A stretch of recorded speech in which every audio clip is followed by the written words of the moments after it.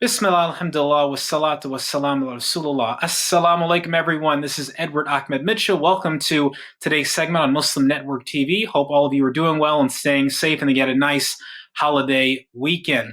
Today, we're doing something a little different and a little special. Instead of just talking about the news, we're going to do a little interview with someone that many of you may have heard of, and we're going to hear about some of the great work that she is doing for our community and for people across our country and people around the world. And we're going to hear about a new book that she has just released called Just One. And right now, here, the author of that book, Dr. Nour Akhras. Let's bring her on. Doctor, assalamu alaikum. How are you? Wa alaikum assalam, rahmatullah. Good. I'm so good. How are you? I'm doing well. Thank you so much for joining us. So, doctor, you're a pediatric infectious disease physician. You just published a book on refugees titled Just One. This is something that is quite relevant given what we're seeing around the world. Refugees, including many Muslim refugees dying at sea trying to flee horrible conditions. Tell us about the book Just One and why did you write it? The book is called Just One, A Journey of Perseverance and Conviction. And I wrote it because I just realized the power of the human story and how powerful that is in changing the hearts and minds of people after I attended a book event by an author named Dave Eggers, who had written a book called The Monk of Mocha about a Yemeni American coffee entrepreneur. And during this book event, they were talking about Yemen and the history of Yemen and the war in Yemen. And I had actually just been to Yemen at that time. And it was really powerful to me to see how the average American reader was listening to this story and learning about the conflict in Yemen. And I thought to myself, well, since the Syrian crisis had been going on for so long and it seemed like there was no end in sight, maybe if we humanized the Syrian refugee story, then maybe something could be done to, change the political situation or the political climate in Syria to allow all of these refugees to go back home. Yes, absolutely. So then the content of the book itself, obviously want people to read the book, but give us a little flavor. Is this nonfiction, real life stories, fiction? What gives us a little flavor of the content of the book itself? So this is a memoir. It's nonfiction. It's a collection of refugee stories from people I've met and treated their children in refugee camps in Turkey and Greece, and then also displaced victims of war in Yemen. And also my story as a Syrian American, how I came here to the United States. I actually was born in Syria.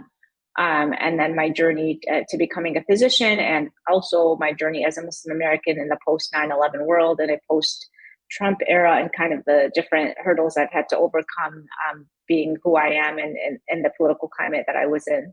What kind of reactions have you received to the book so far? I know it just came out, but hopefully you're hearing some feedback from the community and other readers. Yeah, for the most part, it's been really positive. A lot of people have said like they couldn't put it down. It was really engaging, eye-opening, things that they would have never learned maybe had they not read this book about the situation of refugees in camps and why they left Syria, and why is Syria the biggest source of refugees today. Doctor, give me a taste of what it's like, as we say a refugee camp, we say refugees. And we know what that means, but to live it and experience it and to see people living these conditions, and not to mention to see them in a sick condition that you then have to treat, I think it's really hard for most people to imagine. Can you give us a taste of what's a day like when you're there on the ground helping people? What is your typical day? What are you seeing? What are you experiencing when you're trying to treat people in these very difficult conditions?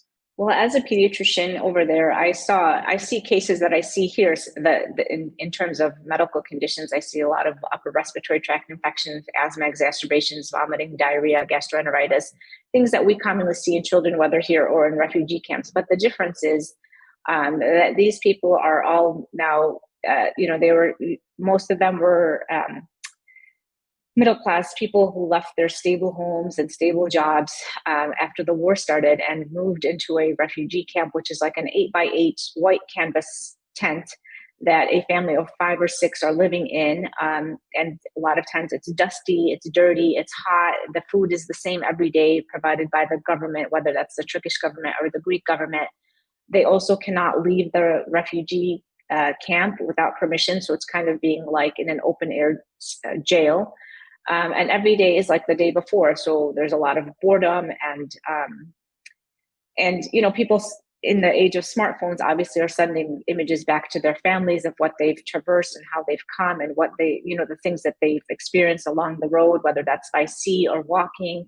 And it's not pleasant. And the videos and the pictures that they're sending back are not pleasant by any means. It's not a pleasant lifestyle. It's actually very difficult. And especially for me, I was a young mom when I first went to Turkey. I had children ages 2 and 1, and to think about how some women were delivering babies in that condition and the postpartum hygiene and taking care of yourself enough to be able to sustain another human being, like that was just really mind blowing for me to kind of encounter these people. Yet people still are coming, even though their family members are sending the images of how difficult it is to cross borders and, being shot at with tear gas and other things. And yet people still come. And, we saw last week or 2 weeks ago that ship that sunk in the Greece waters, and that had 750 people and over 100 of them died. And yet people still are coming these ways. And you have to ask yourself, why are they still coming, knowing how difficult the situations are on the other side? And it's only because what they're fleeing is far worse than what they're going to. So, Doctor, obviously you're not a politician, but having been on the ground there, having spoken to these families, are there any solutions to these problems in the short term, long term, the health issues that they're facing? Is there something more that organizations, individuals can do, even if political leaders are not going to do anything? Yeah, I mean, there's a lot of things that the average individual can do.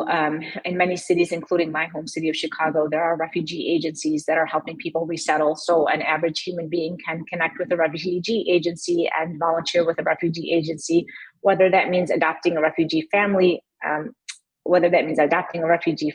like just visiting those people once a week or once every couple of weeks and helping them with their day-to-day things like, we take so many things for granted, like just teaching somebody how to go through their junk mail or how to go to the DMV, get their driver's license, how to navigate the transit system in our cities, having help with their children, figuring out daycare, English classes. So those are things that you can do locally. And then on a more bigger level, you can write your congressman or representative and ask them to accept more refugees from certain countries. So if we look at the experience with Ukraine, for example, versus Syria, and in the Ukrainian crisis, in this year alone, more than 200,000 Ukrainians have been accepted in the United States, and the number is far less in size in terms of the Syrian refugee crisis that's been going on for 12 years now. So we can ask our Congress people to accept more refugees, keep the borders open. And then you can donate to organizations that are providing life-sustaining medication or life-helping medication to refugees on the ground. So actually, a portion of the proceeds from my book is going to go to MedGlobal, which is a medical NGO on the ground in Syria and Turkey, and keeping hospitals open and clinics open in that area and providing medical support to those people. That's great. That's great. Tell us, Doctor. So obviously, just a few months ago, we had the horrific earthquakes in Turkey and Syria. I don't know if you were able to go on the ground to do anything there, but what's the situation now? Have people started to recover from those earthquakes? Is it still a desperate situation made worse? What's going on right now there? It is a desperate situation made worse. And some of those people that were displaced by the earthquakes have been displaced 20 times in 12 years. So if you think about that number, if you're a child that was born in 2010 or 2011, you have not lived in the same place for 1 year in the last 12 years. And that's just an incredible way to think about a child starting their life and think about the psychosocial trauma that produces. So even if they're starting to rebuild or starting to feel a little bit safer, there's a lot of psychosocial trauma that's been affecting the Syrian refugees, especially the children, in the last 12 years. And that was further exacerbated by the earthquakes. So I have not been on the ground in this last crisis, but actually that was what pushed me to move my publication date along, because I was not going to publish till May. Because I didn't want to hit Ramadan and then start to think about marketing and things like that. But that earthquake, a lot of us humanitarian workers just were so antsy and needed to do something. So for me, that meant moving my publication date earlier, as I published in March 7th. And knowing that a portion of the proceeds from the book will go to MedGlobal again, who is already on the ground doing clinical work in Syria and Turkey. And it's going to take a long time for those people to recover from the psychosocial effects of the earthquakes, let alone the psychosocial effects of war, chemical weapons, being displaced, etc. And I think hopefully with time and the right services, hopefully people will heal from that. Yes, inshallah. May Allah make it easy for them to do so and guide the rest of us to help in any small way. So, Doctor, last thing, if you want to read your book, where can they go to find a copy, download it online, or buy a physical copy? Where can they go? Yeah, so you can find it. I'm just going to show a copy right here. Please. There it is. You can find a copy on Amazon, and then you can find it on Barnes and Noble, and then you can also find or purchase a copy from my own website. It's nourakhras.com. I think they're going to link it at the end of this segment. Yes, and hold that book up one more time so we can get a good look at the cover. Yes, so here it is. There we go.